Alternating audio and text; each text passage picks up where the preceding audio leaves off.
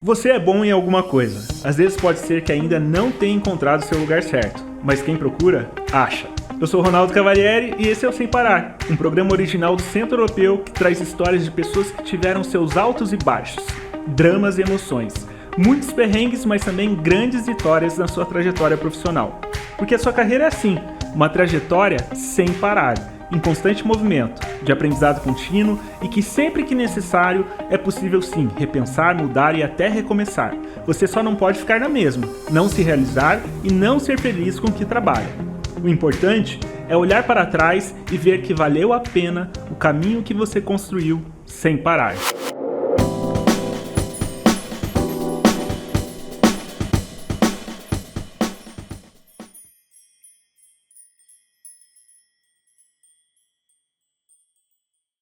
Olá pessoal, uma nova semana, um novo episódio de Sem Parar. O Rogério está aqui comigo novamente, né, Rogério? E hoje a gente traz um tema bastante interessante, falando sobre gestão familiar e processo sucessório. Temos aqui o nosso super convidado, o professor Luiz Rolim, né? E para começar, Rogério, algum tempo atrás, aí, umas 2 semanas, nós estávamos falando ali de uma empresa que você tinha junto com a sua esposa da área de tecnologia, né? E você falou, poxa, nenhum dos meus filhos quiseram seguir com o negócio da família, né? Ou seja, não deu fit, né? Não rolou e aí tem aquela questão afetiva da empresa, né? De todo. Sim, vocês queriam que seguisse da família. Nós gostaríamos que seguisse da família. Um foi para o lado do direito, o outro foi para o lado do mundo artístico, né? Que começou aqui no Centro Europeu, você conhece. E não teve jeito. Então o caminho foi nós, com muita dor, né? Nos desfazermos da empresa, porque mesmo tentando um processo sucessório, não teve o eco dentro da empresa de alguém que queria. Daí nós tínhamos uma última cartada, que a outra filha que mora no Canadá, e ela disse, pai, não volto para o Brasil, e realmente. Então é um tema que a gente vai discutir aqui, até porque independente, né, Luiz e Ronaldo, do tamanho de uma empresa e do modelo da empresa, quer queira ou não, sempre tem uma família, sempre terão pessoas, seres humanos por trás dessas empresas. E aí começam a acontecer as coisas que às vezes fogem do controle, porque tal ser humano tem uma família envolvida, por mais que o regime daquela empresa possa ser alterado, sempre teremos comportamentos de pessoas que vão direcionar as decisões da empresa. E Rolim, primeiro, obrigado aí por aceitar o nosso convite, né? Você deve ter participado de muitas histórias familiares que cruzam com esse contexto profissional, né? Participei inclusive dessa. Inclusive dessa, né? Vocês sabem que, Ronaldo, a grande questão que está ligada nesse ponto, né, Rogério? É muito simples. Nós temos 2 fatores. Primeiro é sonho. E o segundo é amor. Sonho ligado ao empreendedor que criou a empresa, o empreendedor que lutou, que tirou aquilo do zero, que colocou no mercado. Então, aquilo não é uma empresa para ele. Aquilo lá é como se fosse assim, uma história construída, e que essa história precisa de ter uma continuidade. Esse é o grande sonho dele. Aí ele encontra o segundo sonho, né? O sonho do filho, que acompanhou todos os momentos dessa história e que, por uma questão pessoal, por uma questão de perfil, por uma questão de personalidade altamente justa, não conectou o sonho dele com isso. E o sonho se conectou com outros. E está tudo certo, né? Tudo certo. Não há problema nenhum nisso. Ele tem o mesmo direito que o pai, que a mãe dele, que o tio dele, que o avô dele, de olhar para o mundo e dizer assim, eu quero ser diferente, eu quero fazer algo diferente. Né? E a segunda palavra que eu falei é amor. E aí é que dá. Primeiro são os laços afetivos do pai com o filho, do pai com o neto, com as pessoas que estão envolvidas, né? No sentido de pensar assim, não quero que ele passe pelo que eu passei. Primeiro ponto. Isso é muito pesado. Então, no sentido de você tentar fazer com que a vida dele seja mais veloz, mais confortável e mais, digamos assim, acessível, há uma tendência de quem está amarrado e preso naquele sonho de querer o quê? Tomar decisões por ele. Entendeu? E essas decisões são muito habituais porque isso já foi parte da vida dele. Que vacina que ele tomou? Quem decidiu? O pai. Que escola que ele estudou? Quem decidiu? O pai. Que profissão que ele deveria fazer? Quem discutiu com ele? O pai. É natural que em algum, o pai, no sentido geral, né, para ser a mãe, os pais, ou mesmo às vezes os responsáveis, né? Mas assim, aquelas pessoas que olharam para ele e falaram assim, vou ajudar ele a caminhar. Isso cria um vínculo de decisão entre os dois, em que por um lado é altamente compreendido, mas por outro deixa um laço de liberdade. Só que esse laço de liberdade também está ancorado em momentos de gratidão. Eu tenho uma gratidão profunda pelo que você fez por mim, eu reconheço o que você fez por mim. E aí, às vezes, falta um momento daquela conversa de um poder dizer para o outro o não. O não de não quero seguir com isto, o não de não será possível, eu compreendo. Esse momento é que o amor fala. E muitas vezes as pessoas não conseguem compreender essa transição, e aí acontece no empreendedor, talvez eu digo sempre que é a doença mais triste, que é a frustração. As pessoas se frustram. Perder, não dar certo, é super normal, pessoal. Pode ficar tranquilo. Se você quer empreender, não se preocupe. Não dar certo é parte do jogo, certo? Agora, quando você se frustra com alguma coisa, você deixa de tentar. Sim. E aí é que as coisas dão uma certa dificuldade. Eu acompanhei uma vez 2 clientes na consultoria que começaram juntos, porque a gente está falando muito do vínculo familiar, mas existem irmãos que não são irmãos de sangue, sócios, que começaram a vida juntos, né? E eu fiz uma consultoria para 2 sócios, e eles tinham um negócio muito grande, e eles pediram para me organizar com os gerentes deles todo o processo. Aí eu fui fazendo uma organização do processo e tudo, mas eu percebi que o problema não era nos gerentes das empresas, não era naquele processo, estavam os dois.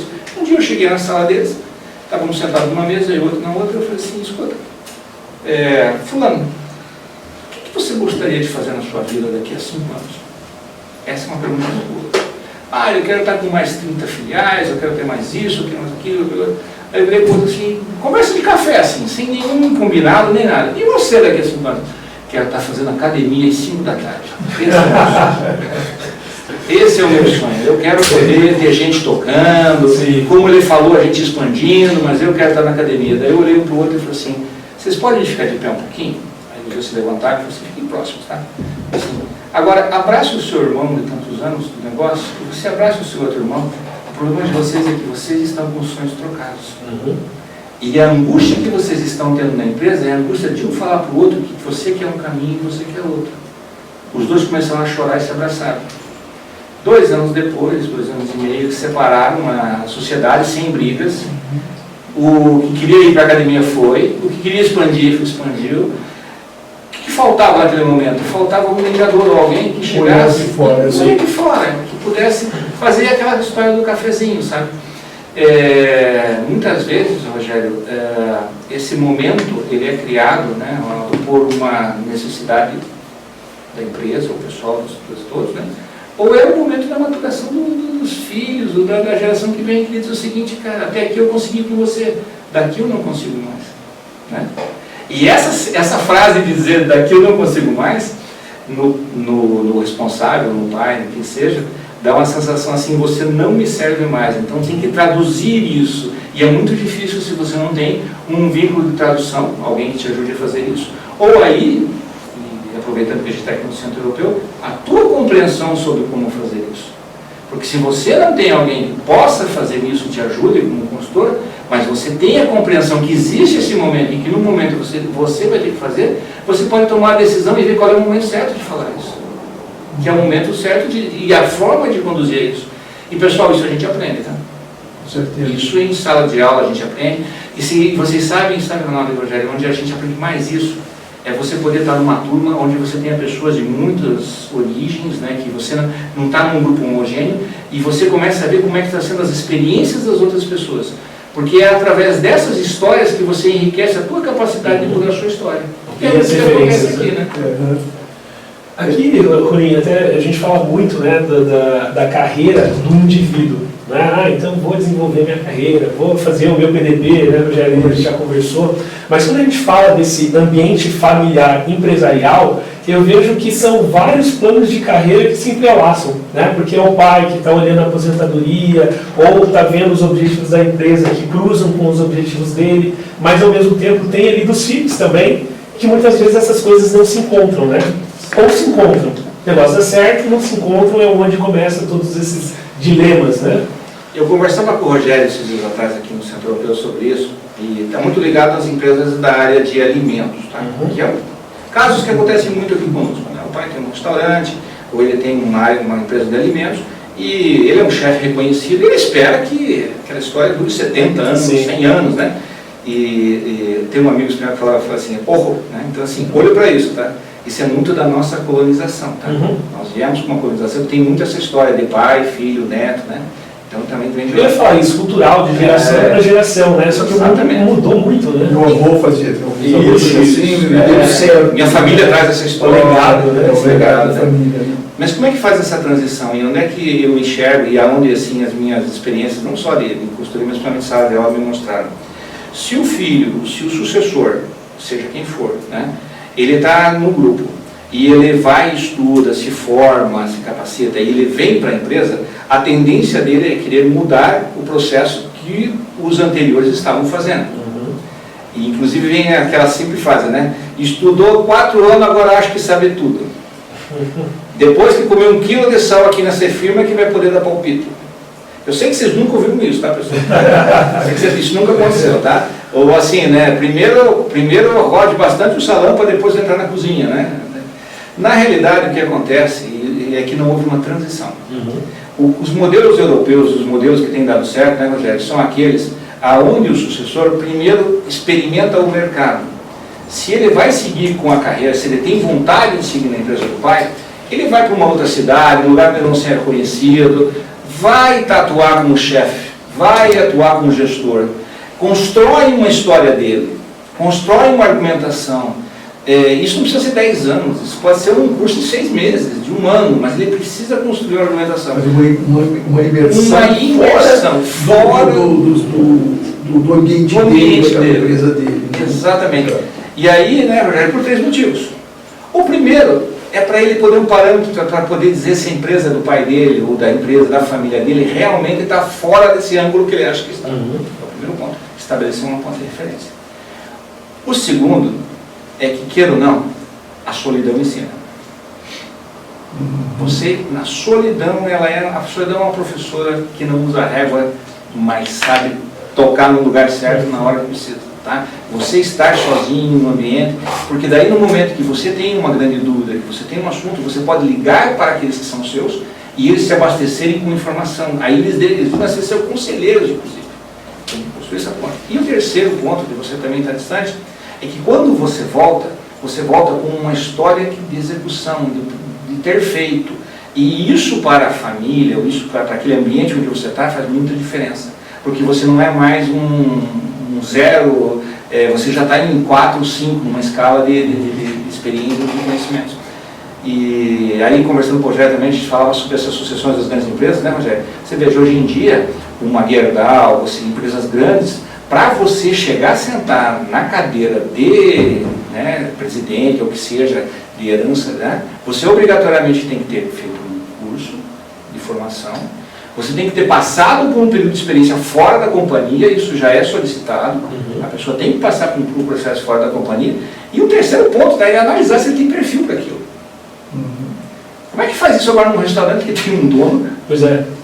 É porque a grande maioria das situações de sucessão são empreendimentos menores, né? Que nem tem esse conhecimento. Sim. Faz um estágio. Exato. Faz um estágio. Vem aqui no Centro Europeu, né, Rogério? O que a gente fala, essa experiência fora do teu ambiente, todo dia você vai colocar uma ferramentazinha, uma experiência diferente da tua caixinha, e quando você volta, você vê com aquela bagagem repleta, né, das experiências que você teve no outro restaurante, na outra empresa, na outra confecção, no outro estúdio de fotografia, e vai te dando casca, que a gente chama, né, para você poder contribuir com a sua empresa com um outro olhar. Então aí você passa a ser mais proativo, passa a enriquecer mais o processo.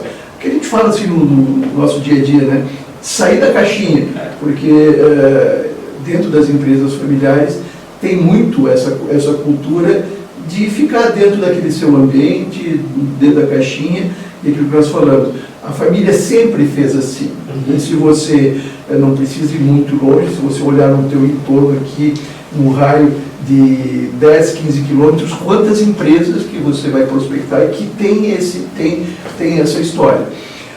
Agora, o que eu acho importante, se me permitiu, dentro desse espírito da gestão independente da sucessão ou não, as pessoas se capacitarem para a gestão, porque a tecnologia, as ferramentas, as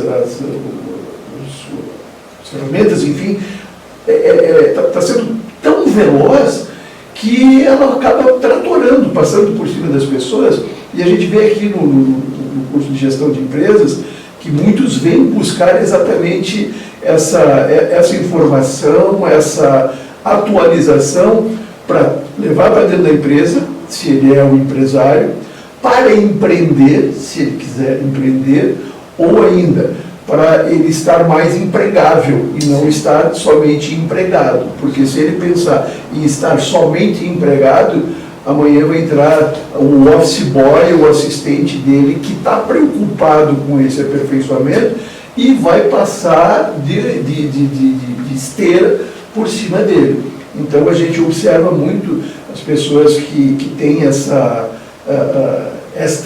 visão. Às vezes eu falo para os alunos que eu tenho oportunidade, e quando você tem a noção, né, que sabe tudo, não esqueça que você só está tendo a noção, né? Você não sabe tudo o tempo inteiro.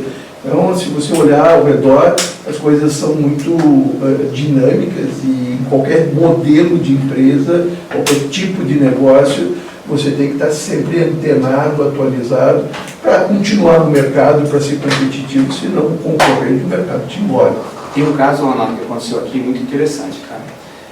Nós estávamos fazendo, eu dou aula de projetos aqui, né, no curso de gestão de administração, e uma das atividades, eu assim, motivei as pessoas a se reunir e construir um Canvas, um programa assim, olha, você, eu estava, exemplo lá, tinha uma moça que ela era manicure cabeleireira, ela com maquiagem, e num salão, e tinha uma moça que era gerente de vendas de uma gráfica. E eu falei assim, sempre juntas aí, montem um negócio, vamos pensar num negócio. Mas pensa só, uma maquiadora, uma pessoa que tem uma expertise muito boa nessa área, e uma gerente de vendas de uma gráfica, né? Falando aqui, a gente já começa a pensar, nossa, uma engenharia complicada, né? Misturando, né, azeite com água. Não converge. Não converge, né? O grande desafio da gerente da gráfica é que a equipe de vendas dela estava performando baixo. E uma das dificuldades dela, justamente, que ela observava, era a apresentação pessoal da equipe.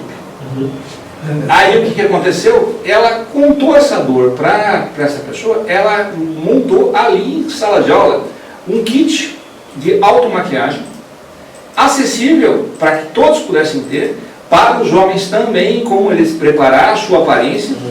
E aí, em resumo da história, as duas montaram uma capacitação de cuidado pessoal, de organização pessoal, de melhoria de performance de aparência, e isso se transformou numa ação que a moça da gráfica contratou daí essa menina. Ela levou o aprendizado de salão para dentro da gráfica para a equipe de vendas. Então, assim, o que falta às vezes também, e aí o que eu queria comentar, é ouvir. A gente tem dois ouvidos, a gente às vezes ouve pouco. E é muito curioso como a comunicação impacta esse mundo da gestão de empresas familiares, de gestão onde o peso emocional é forte. Eu vou contar um caso que aconteceu num centro gastronômico que fica aqui na esquina. Um certo diretor que um dia precisava fazer umas fotografias com umas panelas, aquela da Le Corbusier. E ele recebeu umas caixas e veio umas panelas sem caixa. Daí ele ligou para o fornecedor que ele precisava da caixa para organizar. E pediu, ele recebeu mais 4 panelas. Aí ele ligou lá, né, Rogério?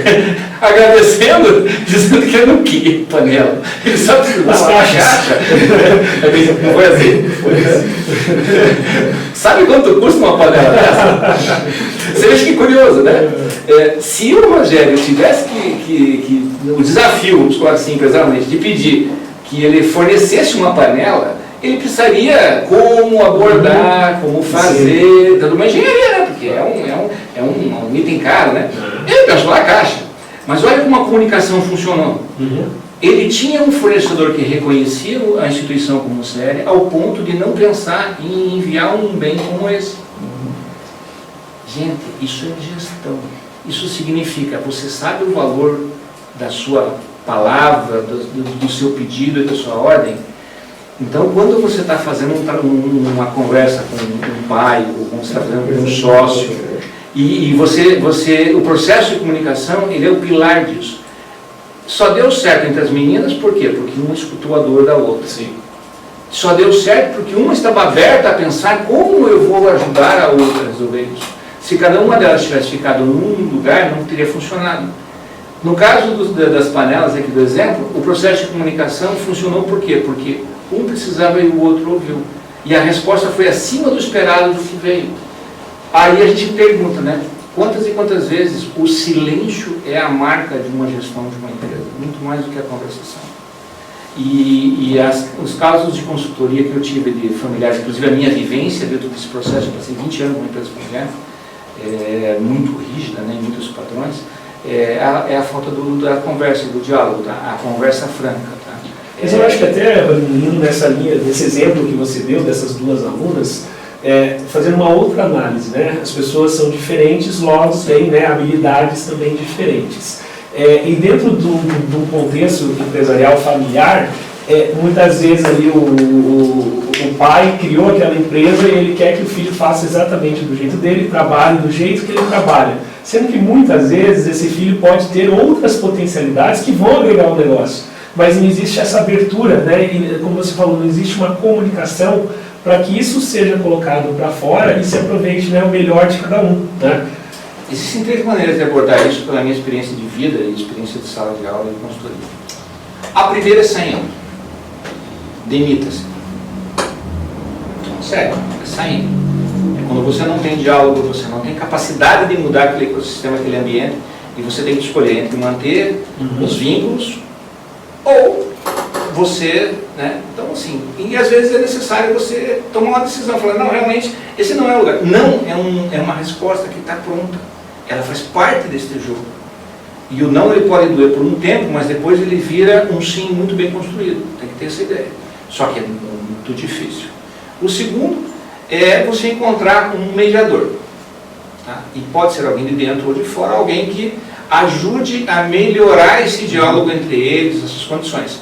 Não é nada simples, porque normalmente a gente acaba ficando refém de pessoas que muitas vezes também têm os seus interesses nisso. Então tem muita sabedoria para ter um conselheiro ou alguém que possa te ajudar. E o terceiro ponto é realmente saindo e tendo experiências externas que deem uma credibilidade ao ponto de um pai, de um sócio, entender que você tem uma experiência para poder falar e ser ouvido. Tá? No meu caso de vida, eu fiz o primeiro, tá? Eu me demiti. Eu saí de uma sociedade familiar, depois de 20 anos, para preservar os laços de amizade, de tudo que nós tínhamos, que hoje são muito bons e muito fortes. Mas eu tentei todos os modelos até chegar nesse, tá? Essa é uma história que depende muito de cada um, mas um bom conselho, e um conselho de fora, de alguém que não está contaminado pelo emocional daquela relação, é muito importante. Porque você está falando tanto do contexto profissional como pessoal. Isso. Né? Tem algum perfil ideal, algumas características desse conselheiro, desse mentor que poderia ajudar e não de repente ser uma pessoa próxima, mas que ela vai estar ligada emocionalmente à situação, né? 3 características que tem que ter. A primeira coisa tem que ser ouvido pelos dois de maneira séria. Imparcial. Tem que ser de maneira séria.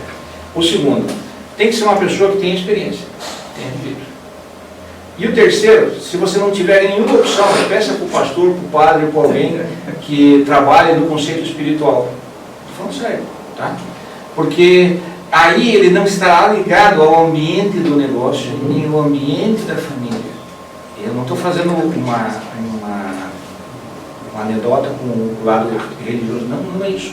É porque ele vai estar num ambiente ligado a buscar o bem das pessoas e ele vai estar ligado num ambiente que não está ligado ao negócio. Então ele fica muito imparcial para poder também conversar e ouvir. Você não precisa acreditar, você precisa ouvir. Tá? O dom de Deus não vem por conta de uma missão do infinito, vem da capacidade de tudo interpretar isso. Entendeu? Rolim, uma empresa, vamos imaginar, uma empresa de grande porte, como é SA, tem os acionistas, e ela passa por um momento de crise. Vai ter o CEO, vai ter o diretor financeiro, o corpo de diretores, o pessoal do marketing, que estão ali sendo remunerados, não tem vínculos afetivos entre eles, enfim, em última instância, são seletistas ou têm alguma participação, ou são acionistas, para um ente maior que é aquela empresa. Uma relação profissional, uma relação puramente profissional. E essa empresa está em crise. Seja lá de mercado, dependia do mercado de importação, exportação, do dólar, enfim, de suplementos tecnológicos, está passando por uma crise e precisa administrar isso para tirar a empresa da crise. Então, é um cenário. Uma mesma empresa familiar está atravessando uma crise e tem lá a família por trás. Né?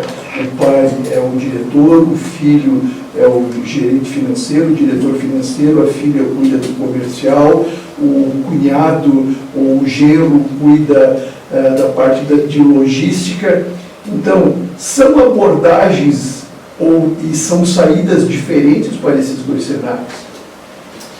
A minha experiência me ensina o seguinte, Rogério. A capacidade de uma empresa familiar, nesse modelo que você fez, de sair da crise, ela às vezes é maior do que da empresa profissional. Porque o que pode dar de pior de uma empresa familiar é dar certo. Porque enquanto você tiver que lutar junto, claro, aí eu estou fazendo um recorte assim, a culpa é do genro que está no marketing. Eu vou falar isso. E quem é a culpa, né? Se esse grupo está, digamos assim, trabalhado e construído de uma maneira em que temos um desafio e juntos temos que vencê-lo, ele se torna muito poderoso. Se ele desce para o processo de quem é o culpado, aí não tem conserto. Aí realmente tem que trazer profissional para dentro. Tá? Mas nas suas consultorias, o que você tem encontrado mais? Esse caça às bruxas, de quem é o culpado na empresa familiar? Porque a primeira coisa que acontece é assim, quem fez coisa errada? E quando você tem um profissional externo, e o profissional externo é desafiado a dizer assim, não, você, no marketing, está fazendo coisa errada, qual é a primeira atitude que esse profissional vai fazer? Ele vai dizer assim, eu estou fazendo certo, as suas decisões é que estão erradas. Agora imagine um genro falando para o sogro isso. Percebeu a dimensão das coisas? São as diferenças da abordagem. É muito mais fácil um empregado que sabe que vai ser dispensado, que sabe que está naquele momento, ser honesto com a pessoa que está acima dele, do que um familiar, porque mesmo demitido, o familiar vai continuar sendo um familiar. Agora, se este familiar, né, se esses membros da família, eles se preocupam em se capacitar, se profissionalizar, trazer, aportar para dentro da empresa, o genro lá que cuida da logística, ele traz ferramentas de logística, traz conhecimento. A filha que está cuidando do marketing, ela fez uma especialização, se capacitou para poderem discutir independente do vínculo, né, da esposa, que ela é a diretora de marketing, e do esposo dela, que é o genro e é o que cuida da logística, eles terem capacidade, terem formação e informação profissional que lhe permita não mais apurar os culpados, mas buscar a coisa certa para poder sair dessa crise. Fica mais fácil. Rogério, o cimento da solução, ele é entender o que está acontecendo. Quando as pessoas estão envolvidas nos processos, elas estão ali fazendo o que sempre fizeram, e o diálogo delas é o diálogo no canal da emocional, não resolve. Agora, quando ele fez uma capacitação, quando ele aprendeu, quando ele tem argumento, Quando ele constrói argumento, ele consegue dizer assim, fiz porque eu achei que era certo. Ele muda assim, ó, fiz porque A fez isso e deu certo, B fez isso e deu certo, C nos diz que dá certo. Essa capacidade de argumento, esse é o cimento da solução. É isso que faz um grupo familiar que passa por um momento de crise construir um caminho de saída. Que é esse profissionalização. Que é a profissionalização. E senão a discussão fica só no emocional. Exatamente. Senão ela fica só no canal do emocional. E aí não é uma questão de certo e errado, é gosto ou não gosto. Aí não, é diva, né? Ou ama ou odeia, não tem meio termo para isso, sabe? E quando você já fez um curso, você tem uma preparação, e é muito importante também, pessoal, entender o seguinte, tá? Nas empresas familiares, você não tem que mostrar que você sabe no momento que está dando errado. Você tem que mostrar que você sabe a todos os momentos em que é importante mostrar que deu certo, porque você aplicou um conhecimento. Se você está na sua lanchonete, você está no seu restaurante, com o seu pai, com o seu tio, com as suas pessoas, você fez uma mudança no cardápio e ela deu certo, você tem que celebrar isso. Porque ao celebrar as pequenas vitórias, dos aprendizados que você trouxe de fora e que fizeram a empresa melhorar, você vai construir a confiança, porque no momento de tensão ou de dificuldade, eles também te escutam. Entende? O processo de comunicação, Rogério, e o processo de melhoria profissional e de aprendizado são os dois colunas que sustentam isso. Um não vive sem o outro. Até quando eu brinquei agora, foi esse assunto de puxar o padre, o pastor, né? Pode ser o professor, tá? Sai do mundo da religião, né? Pessoas que possam dizer assim, não, realmente, o que ele está dizendo tem sentido, funciona. E se você não tem uma referência para poder dizer para um familiar ou para alguém que o que você está dizendo tem sentido, ó, eu conversei com o Rogério lá do Centro Europeu, da área de gastronomia, e o Rogério me disse que as empresas fazem assim, vamos bater um papo com ele? Isso é usar a estrutura que o conhecimento tem, que é a rede, para fazer com que também a família aprenda. Porque se você não consegue convencer, você tem que conhecer pessoas que saibam fazer isso. E identificar sinergias, né? Identificar a gente, sinergias. até fazendo um gancho do que você falou agora há pouco, dentro do curso de gestão de empresas nós temos uma atividade, porque como o grupo é tão heterogêneo, nós temos gente da área de saúde, gente da área de publicidade, gente da área de finanças que estão buscando nesse curso essa capacitação, muitas empresas familiares, para exatamente ele poder ter essa formação para poder discutir com o sogro ou poder empreender e em função dessas diferentes personalidades, conhecimentos, experiências, nós temos uma atividade para provocar essa relação da pessoa da área de beleza com a pessoa da área da gráfica e por que não dali sair negócio, porque muitas vezes num curso de especialização as pessoas chegam em cima da hora, sentam na sua carteira, recebe ali a informação, pega o seu negócio, chama o seu material, chama o Uber, vai para o carro e não tem tempo de conversar com aquele colega que está ao lado dele. O que você faz? Eu sou engenheiro. Eu sou músico. O que tem a ver um com o outro? De repente dá samba, né? Então nós temos esse cuidado, porque existe uma riqueza tão grande naquele grupo, nossos cursos de gestão, entre 25, 30 e poucas pessoas, a riqueza de informação e de experiências, como você bem relatou, que pode gerar negócios ou simplesmente o Ronaldo, que está aqui ao meu lado, ele tem formação na área do direito trabalhista e eu estou precisando na minha empresa uma orientação sobre o direito trabalhista. Ronaldo, você pode me dar uma consultoria aí? Eu estou com essa situação, você pode me ajudar? Quer dizer, essa sinergia também dentro das empresas e sair da sua empresa. A gente já comentou sobre isso, até pelas suas experiências, né, de você atravessar a rua, tem a cafeteria no outro lado da sua empresa, para pedir um cafezinho. Deixa eu ver minha empresa um pouquinho de fora, né? Deixa eu conversar com os meus clientes para ver como é que eles enxergam a minha empresa, né? Se essa gestão familiar está fazendo bem, e muitas vezes é o meu cliente que vai dizer, né? Eu tenho uma situação, não posso falar o nome naturalmente, mas é de um restaurante que eu frequento com uma frequência, que são os dois donos, que já estão com uma idade avançada, que cuidam do restaurante, mas o restaurante é dos filhos.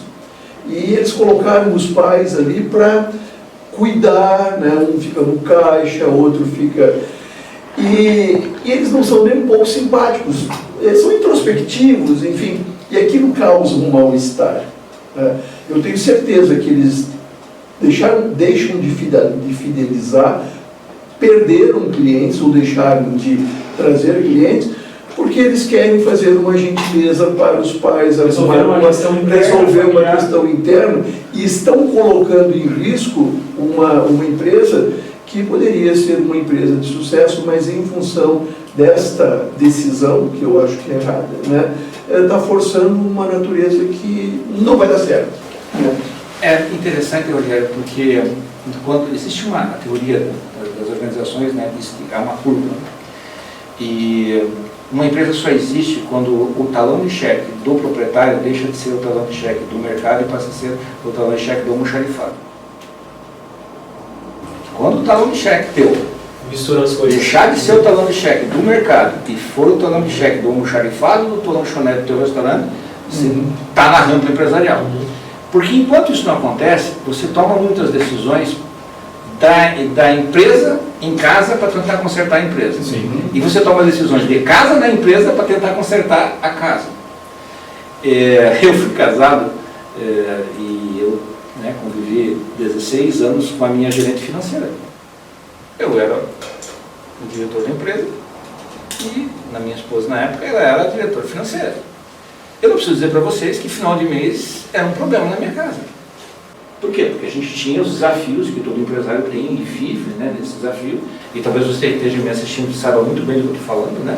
Você chega no final do mês, você está com o seu par, que é o seu sócio, né, com o marido e esposa ali. Você não tem como deixar a vida e as tensões do que aconteceu naquele cotidiano não virem para uma mesa de jantar, para um momento de assistir uma televisão ou para ir para outra.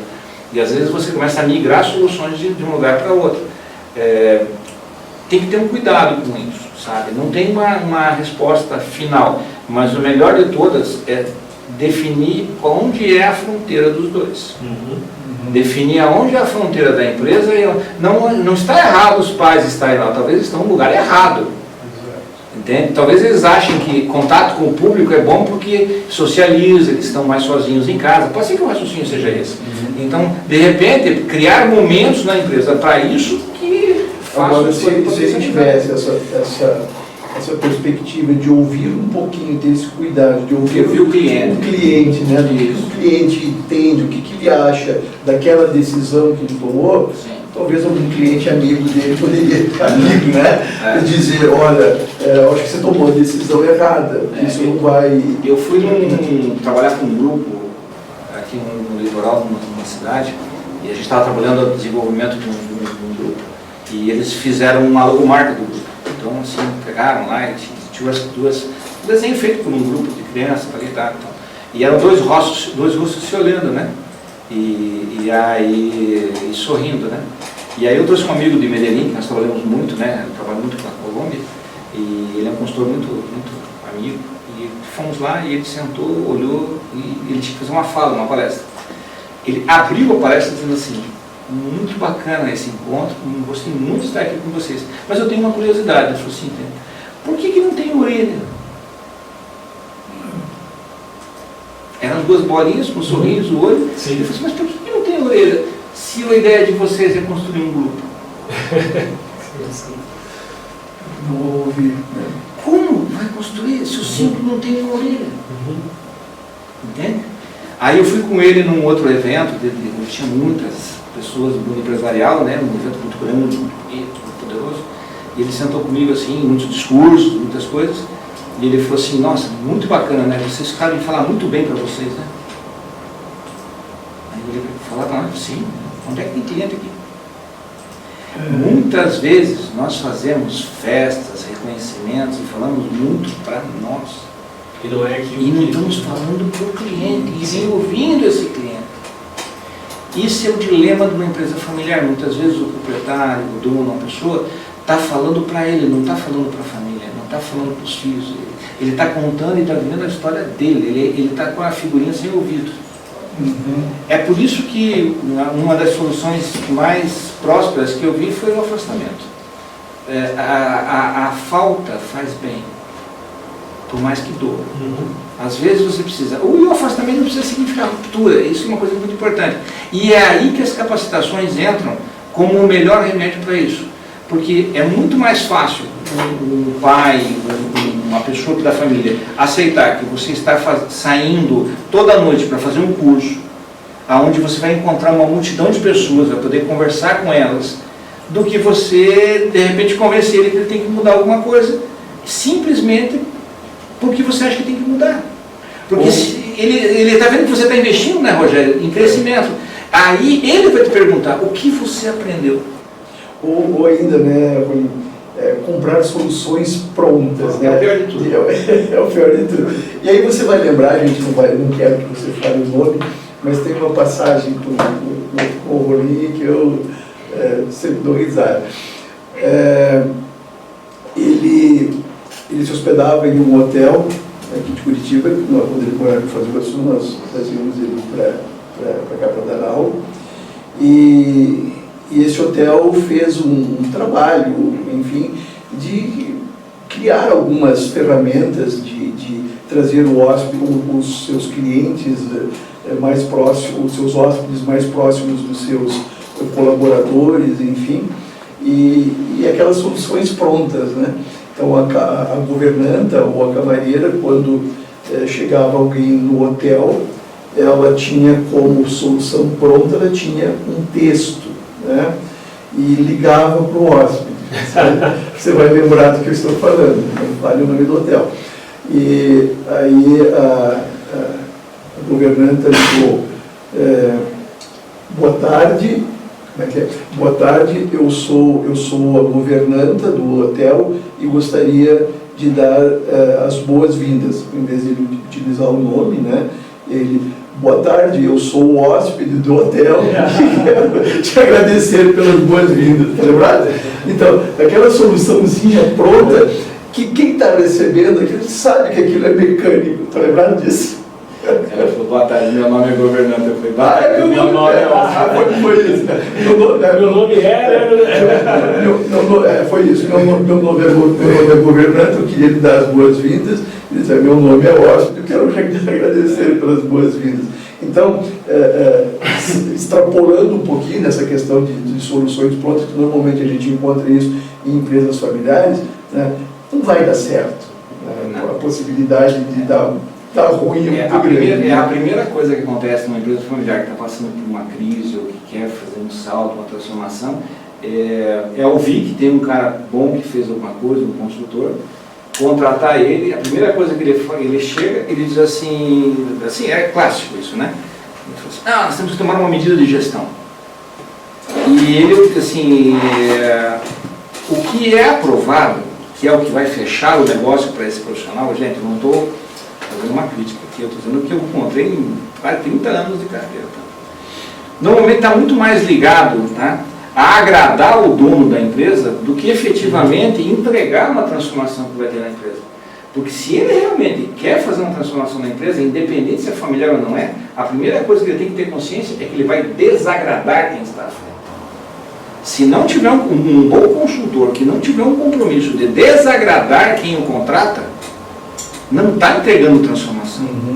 É a mesma coisa você contratar uma pessoa para fazer acompanhamento de ginástica, né? E você não querer que doa o braço, não doa a perna. Como é que a pessoa vai acordar às 6 da manhã para você caminhar com ela e te devolver sem doer nada? Não é entregar o que você quer, mas o que você precisa. Exatamente, é entregar o que você quer, o que você precisa. E nesse momento, amplia a cisão na família ou no negócio familiar, não diminui. Sim. Não diminui, amplia. Porque daí, assim, normalmente, aqueles pontos que já são os pontos que estão difíceis, parece que eles aumentam. E o que é pior, daí você fica com 2 na empresa para discutir, não fica mais com 1. Escolhem como fazer, né, uma orientação, uma sensibilização para quem está ouvindo, né? É dos dois lados. Tanto, de repente, ali, o exemplo do pai e do filho, né? O pai abrir espaço, dar espaço, e o filho conquistar espaço. Porque normalmente, né, quem pode mais é que dá as diretrizes, né? E aí eu acho que perde muitas oportunidades, né, de conhecer aí talentos. Eu só tenho dois caminhos, tá? E aí te digo do meu, tá? O primeiro caminho realmente é estudar. Não há como, e aí os dois, tá? É o filho na sua trajetória, no que ele está querendo, do negócio, é levar também o pai, ou levar o cônjuge, ou levar a pessoa que está a momentos também de melhoria e de capacitação, sabe? Porque a gente sempre fala, a gente falou muito até agora, por exemplo, o filho que tem que melhorar e tal, mas a gente também tem que fazer com que essa pessoa tenha momentos. Talvez não seja numa sala de aula, talvez seja numa missão, numa visita, numa viagem. Assim, você tem que também levar, sem introduzir aprendizado, não há transformação. Não há transformação. Não é porque eu estou aqui no Centro Europeu, pessoal, mas você veja uma sala de aula aqui, ela é muito diferente de uma sala de aula de uma universidade, de um curso. Aqui você tem uma pessoa que tem 17 anos e não sabe o que vai fazer da vida, que está estudando, tentando buscar um futuro. Você tem um empresário que já está com o seu negócio consolidado, você está com a esposa de alguém que é empresário, que quer entrar na empresa, você está com um profissional liberal. Ao entrar num mundo como esse, de uma sala como essa, você começa a ver que o teu problema não é tão grande quanto você pensava. E é diferente de você entrar num ambiente onde você tem muitas pessoas iguais a você, porque daí vira meio que uma disputa entre você e os que estão do teu lado, né? Quem aprendeu mais? Aqui no Centro Europeu, nesses 20 anos que eu dou aula aqui, né? Mais ou menos isso, não, Jair? Mais ou menos uns 20 anos. O que eu mais gosto, e eu falo isso no primeiro dia que eu dou aula aqui, é que as pessoas não vêm aqui somente para aprender, elas vêm para vivenciar. Essa vivência do aprendizado, essa pergunta que o empresário formado jamais faria, mas o que tem 17 anos faz. Sabe, aquela pergunta que ele jamais faria, porque ele teria vergonha de fazer. O que tem 17, ele não tem compromisso com isso, ele faz a pergunta. Mas esse outro mais experiente não deixa de aproveitar para aproveitar, exatamente. E na hora que vem a resposta, se a resposta não é a melhor, ou pode ter algum momento melhor, aí a experiência desse empresário sai na voz, e esse cara que nunca escutou, escuta. Mas é diferente do pai dele estar falando. E é diferente do pai, e é diferente de alguém de fora estar falando. Esse tipo de ambiente... O santo de casa não faz milagre. E esse tipo de ambiente de aprendizado, eu acho, inclusive, que esse é o futuro do aprendizado. Sabe? Eu acho que cada vez mais as pessoas buscam, mais do que conhecimento, elas buscam experiências. Claro. Sabe? Isso não o conteúdo, mas sim a troca, né? A criação de ideias conjuntas para a solução do problema. Eu te dou uma evidência disso no mundo digital. Hoje, um dos profissionais mais valorizados no mundo digital é o tal do profissional de UX, de experiência do cliente, né? User Experience. Quem que é esse cara? Esse é essa pessoa que pega um celular, desenvolve uma interface de um aplicativo que melhora a tua experiência para você aprender mais sobre aquele aplicativo e sobre como usar o celular. Vocês perceberam que o caminho para o conhecimento passou pela palavra experiência antes de chegar no conhecimento? Eu acho que esse é o caminho do futuro. E o segundo ponto, que sem dúvida nenhuma é fundamental, é aprender a dialogar e ouvir. Sabe? Não tem remédio que não seja resolvido com um diálogo e escuta. Isso é muito... Isso se aprende. Dialogar, né? Que eu acho que está ligado à pergunta que eu ia te fazer. Duas vias, né? De como você conseguir equilibrar as expectativas de uma gestão familiar, e a gente já falou sobre crise, quando as expectativas são diferentes desse grupo familiar, e aí tem aquela situação que tem uma crise que tem que cortar da própria carne. Sim. Né? Claro que o diálogo aí vai ser o ponto de partida. Você teve alguma experiência nesse sentido? Vamos ter que vender o apartamento da praia. Vamos ter que reduzir o prolabore. Não, mas eu não posso reduzir o prolabore porque, afinal de contas, eu tenho alguns compromissos assumidos. E aí? Aí a empresa familiar tem duas coisas que são muito curiosas, né? Tem um lado bom e um lado ruim. Eu estou te fazendo pergunta como se você tivesse a solução pronta, claro que não tem. Eu vivi isso, né? Então eu posso falar um pouco da minha experiência com isso, né? Que é quando você tem algo que não deu certo, né? Aí, em relação à empresa privada, a empresa familiar tem uma vantagem, tá? Aperte-se os anéis, mas ficam os dedos. Então, isso é uma coisa interessante, curiosa. Normalmente, a empresa familiar, depois da crise, cresce. Ela se solidifica. Porque aquilo que tinha que sair vai embora, seja quem for, e aquilo que fica mais unido, fica mais forte, se fortalece. A empresa profissional tende a perder para pessoas que muitas vezes, naquele momento da engrenagem, não deram certo, mas precisariam no momento seguinte. Então tem um quê de benefício. Há uma mística, Ronaldo, e há assim, ó pessoal, cuidado com esse preconceito, tá? Empresa familiar não é mau negócio.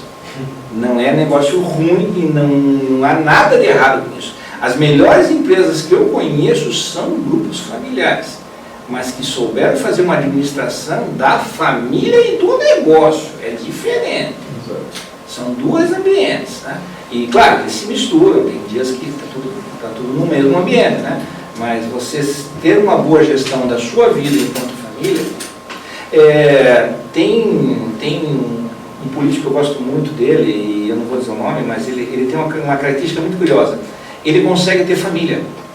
E é muito difícil para uma pessoa que tem carreira política, uma carreira de exposição pública, ele ter um churrasco em casa, ou ele ter um tempo com o filho dele. Por quê? Porque a vida política é uma vida muito intensa e de 24 horas. E eu admiro ele mais por essa capacidade de poder separar os dois ambientes. Fazer a gestão. Fazer a gestão do tempo e das coisas. Claro, isso não sempre é perfeito, mas na empresa é igual. Eu acho que a empresa do futuro, ela é a empresa familiar. Eu penso assim, sabe?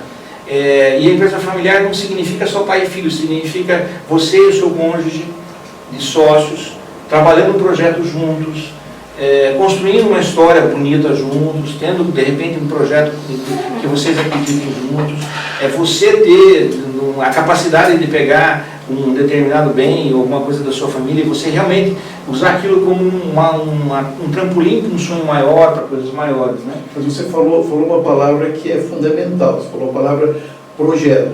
Para quem não sabe, o Colim, ele é consultor sênior do Sebrae e ele é assessor da direção do Sebrae. O Colim está há um tempo já prestando serviço para o Sebrae nacional, aqui na área internacional também. Então ele conhece bem, porque o Sebrae trabalha muito com empresas de pequeno e médio porte, todas as estatísticas de empresas que dão certo, segmentos que dão certo, segmentos que dão errado, e existem estatísticas, né, que muitas empresas, quando não tem um projeto, não tem um plano de negócio, o tempo de vida dessas empresas, normalmente, antes de completar o terceiro ou quarto ano, essa empresa vai falir, né? Porque tinha um feeling, né? Eu tenho um sentimento de que isso vai dar certo, mas não se capacitou, não fez um plano de negócios, não verificou como que o mercado iria aceitar aquela empresa, se tinha dinheiro, se tinha fluxo de caixa para isso. Então, a palavra projeto dentro dessa perspectiva que você está vendo que as empresas do futuro serão pequenas empresas, serão empresas familiares, mas não pode deixar perder isso de vista, né? Precisa do conhecimento, precisa de um planejamento. Eu trabalhei muito tempo no norte da Itália, lá em Bolonha, né, Modena, aquela região que é uma região em que as pequenas empresas de alta performance são muito conhecidas, são muito fortes. Tem peças da Ferrari que para comprar vai um ano de faturamento de uma empresa, que é feito por uma pequena empresa familiar de 4 pessoas, sabe? Tem determinadas peças que são feitas aí agora modelagem em carbono, essas coisas, que é um trabalho quase que artístico, né? O que muda do sucesso de uma empresa, pequena empresa do modelo italiano, que é muito caso nosso, para o modelo brasileiro do outro? Lá, a primeira coisa que você faz é um plano de negócio. Você tem que saber para quem você vai vender. Se você quer ser único para alguém, você tem que estudar como ser único para alguém. Não tem que ir tentando. É diferente. Eu sempre nas aulas falo o seguinte, tá? Nem os padeiros profissionais deixam de ter receita. Nem o padeiro padeiro profissional consegue ficar num espaço de padaria sem ter receita. Quando você trabalha na base da tentativa e erro, você caminha, você segue, vai, dá certo. Mas você fica exposto. É como caminhar na chuva sem guarda-chuva. Você caminha, mas se molha. E o problema não é se molhar, é pegar uma gripe. Está se expondo demais. Está se expondo. Entendeu? É isso que diferencia os processos. E isso que a gente está falando, assim, para fechar o raciocínio, está muito ligado a 3 coisas também, né? As pessoas precisam compreender que, sim, precisa pensar. Ponto. As pessoas precisam compreender, sim, precisa estudar o ambiente, estudar o que tem no entorno, as coisas que estão acontecendo. Precisa sentar na cadeira, tem um investimento de tempo que não é perda, é investimento de tempo que tem que ser feito e de maneira profissional. No Sebrae, a primeira recomendação que a gente dá para qualquer empreendedor que está iniciando é faça um plano de negócio. Lá, se você for no Sebrae de Portugal, a primeira orientação que eles vão te dar é faça um plano de negócio. Se você for nos Estados Unidos, que também tem um órgão de apoio a empreendedores, a primeira coisa que você faz é fazer um plano de negócio. Se você for na Endeavor, que também faça um plano de negócio. Porque ao fazer um plano de negócio, você não vai estar projetando o futuro, você vai estar conversando profissionalmente com o seu sonho. E quando você conversa profissionalmente com o seu sonho, você consegue, inclusive, colocar os limites que você está disposto a fazer. Tá? É mais ou menos, Ronaldo, como você ir na academia e dizer que você vai fazer uma série de levantamentos de peso, e fala assim, vou começar com 40. E vai lá e pega. No 10º 40 você já não aguenta mais. E é diferente de você fazer o seguinte, olha, começar na academia, vou ler qual é a graduação que uma pessoa que quer chegar a fazer uma série de 40 tem que seguir para chegar a 40. Isso é um plano de negócio. Sim. Às vezes a gente acha que o negócio é uma coisa tão complicada, né? tão difícil. Que é o estudo de viabilidade, que é um catatal de informação. E essa é uma das qualidades do Centro Europeu, é desmistificar isso. Exatamente. É desmistificar isso. Tá? Ou seja, não é porque é familiar que precisa ser amadora. É uma empresa familiar profissionalizada. A sogra sabe cozinhar bem, eu vou montar um restaurante, vou botar a sogra para cozinhar, eu resolvo duas coisas ao mesmo tempo. Eu vou ganhar dinheiro e vou me livrar da sogra. Não é assim que funciona. A possibilidade de você perder dinheiro e perder a mulher é muito grande. Então, tem um plano de negócio para isso. O inverso, né? Eu acho que sim, né?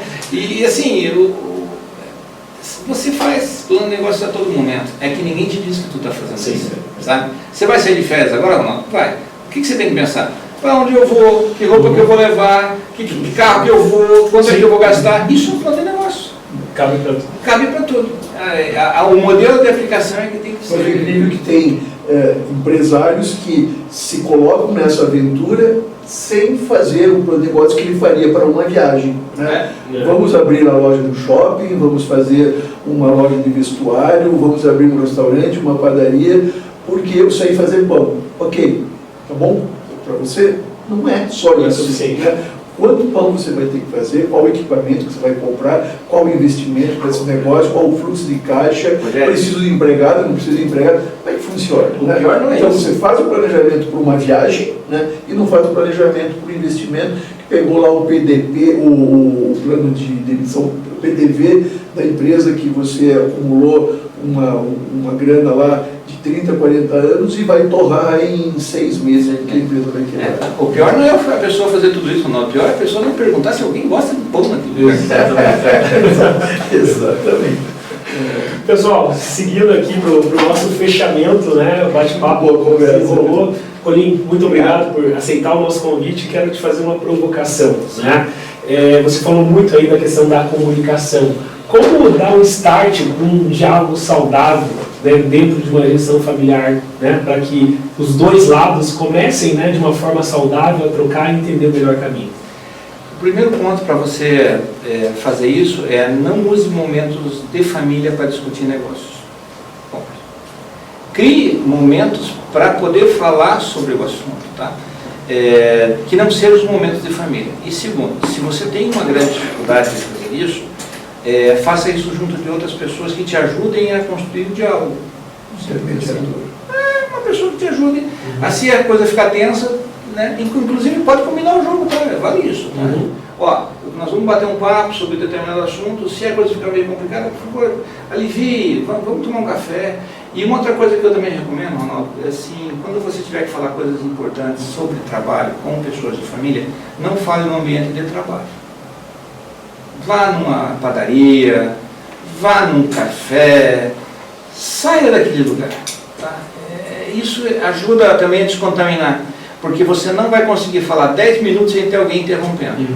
Você não vai... Aí, e é o caso clássico, tá, né? Assim, Rogério, fechando, tá? Você está conversando lá com o seu sócio, o seu par, o que seja, né? Sobre um assunto importante que você está tratando com ele, e aí um fornecedor não entrega alguma coisa e avisam ele. Aí a raiva dele em relação ao fornecedor passa por tua conversa com ele e se contamina, entende? Porque quando você tem laços emocionais, é que nem neurônio, né? É muito rápido essa simbiose. Fora, buscar um ambiente neutro. Busca um ambiente neutro, tá? E um conselho para fechar, gente, que é muito legal, procure fazer um curso juntos. Faça um curso juntos. Você está com o seu sócio, a sua esposa, as coisas não estão funcionando muito bem, vem aqui para o Centro Europeu, faça um curso junto com ele, vai num lugar que você quer fazer um curso, faça um juntos. Sabe? Se experimentem aprender juntos também. Porque aí vocês vão ouvir conceitos e coisas que vocês podem discutir fora daquele mundo que está...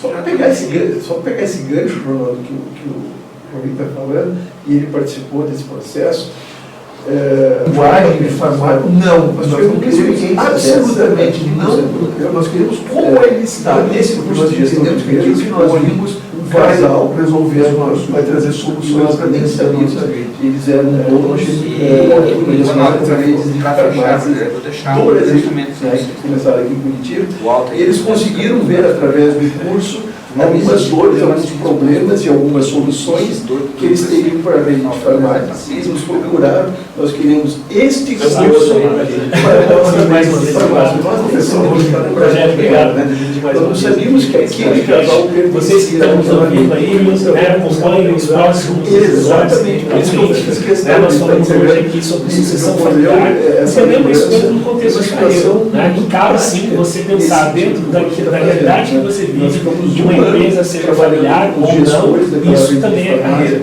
O importante é seguir em frente, sem parar, buscar esse desenvolvimento contínuo, né, para que você se profissionalize cada vez possa agregar mais para a sociedade. Valeu, um grande abraço e até a próxima. Nós não queremos absolutamente não, nós queremos como ele está, porque nós entendemos que o pessoal fala, vai resolvendo, vai trazer soluções para dentro da nossa rede. Então achei muito oportuno isso que você comentou. Para fechar, eu vou deixar um pensamento para vocês. O alto aí dos meus cabelos brancos também, tá? Não existe problema sem resposta. E não existe dor que dure para sempre. O que falta às vezes é paciência para esperar o tempo. Sábias palavras, né? Rolim, mais uma vez, obrigado. Professor Rolim. Rogério, obrigado por dividir mais uma vez aqui esse podcast. Vocês que estão nos ouvindo aí, né, acompanhem os próximos episódios que vem pela frente. Né? Nós falamos hoje aqui sobre sucessão familiar, entendendo isso dentro do contexto de carreira, né? Que cabe sim você pensar dentro da realidade que você vive, de uma empresa, seja familiar ou não, isso também é carreira. O importante é seguir em frente sem parar, buscar esse desenvolvimento contínuo, né, para que você se profissionalize e cada vez possa agregar mais para a sociedade. Valeu, um grande abraço e até a próxima. Tchau, tchau. Bem,